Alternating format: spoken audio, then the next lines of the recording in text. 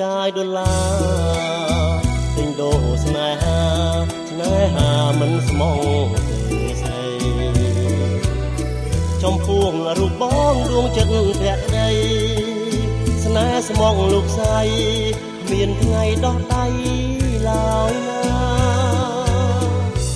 កុំអាងមានប្រាំងទាំងស្នេហ៍ជាលបែងចិត្តរេដោយខ្លាញ់ប្រឡាយនឹងភ្លើងតណ្ហាប្រយ័ត្នថ្ងៃក្រោយកម្មតាមផ្ដន់ទីឲ្យស្រីក្រំគ្រាវេទនាដូចជា